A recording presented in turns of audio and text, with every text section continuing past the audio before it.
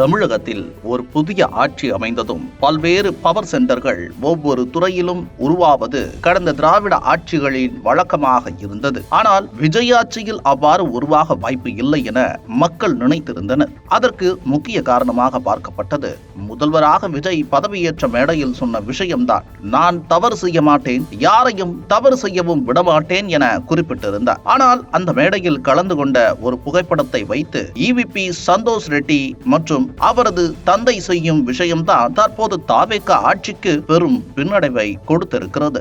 EVP Santhosh Reddy என்பவர் கட்டுமான நிறுவனங்கள் நடத்தி வருபவர். இவர் மீது பல்வேறு வழக்குகள் உள்ளன. பண மோசடி செய்தது, 2 குழந்தைகளின் தாய்க்கு தொல்லை கொடுத்தது என பல வழக்குகள் உள்ளன. இந்த நிலையில்தான் தமிழகத்தில் புதிய தாவேக ஆட்சி அமைந்ததும் தாங்கள்தான் இனி எல்லாம் எனவும் கட்டுமானத்துறை சம்பந்தமாகவோ அல்லது சென்னை CMDA சம்பந்தமாகவோ ஏதாவது பிரச்சனை என்றால் எங்களிடம் வாருங்கள், புதிய அரசாங்கத்தில் இனி எங்கள் லாபிதான் என பல்வேறு நபர்களிடம் பெரிய அளவில் கமிஷன் பெற்று வருவதாக கூறப்படுகிறது. EVP சந்தோஷ் ரெட்டி குடும்பத்தினர் இப்படி ஏமாற்ற 2 முக்கிய நிகழ்வுகள் காரணமாக பார்க்கப்படுகிறது. ஒன்று, முதல்வர் விஜய் பதவியேற்பு நிகழ்ச்சியில் குடும்பத்தினருடன் கலந்து கொண்டது.